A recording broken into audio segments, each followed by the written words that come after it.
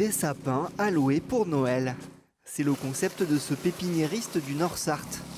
Il vous fournit l'arbre dans un pot et après les fêtes de fin d'année, il récupère le sapin et le replante jusqu'au Noël suivant. La première année, les gens payent la valeur du sapin, de façon à ce qu'ils soient responsables du sapin. S'ils ne l'ont pas du tout arrosé chez eux, donc il va revenir complètement sec.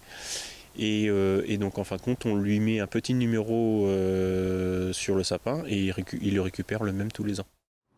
Économique donc, en plus d'être écologique. Ce matin, beaucoup de clients viennent avec leur ticket de l'an dernier.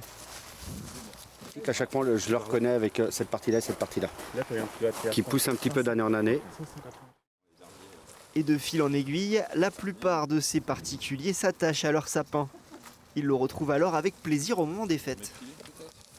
C'est vraiment quelque chose de se dire le sapin il va grandir avec les filles. Là c'est la 3e année que oui tu veux descendre encore. Ça nous déchirait chaque année de jeter un sapin et de voir mourir un sapin. Donc là le concept de récupérer chaque année le même et de le voir grandir finalement, voilà, c'est un membre de la famille à part entière donc c'est chouette. Le sapin a quelques marques de la canicule mais c'est pas grave, hein, pour moi ça compte pas du tout. Ce qui est important c'est qu'on puisse le retrouver, le réembellir, le retrouver chaque année, c'est super.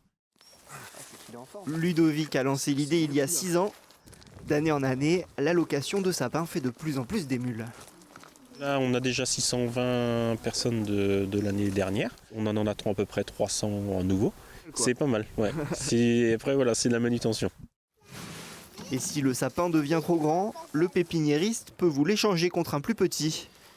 Le vieux sapin sera alors planté en terre définitivement.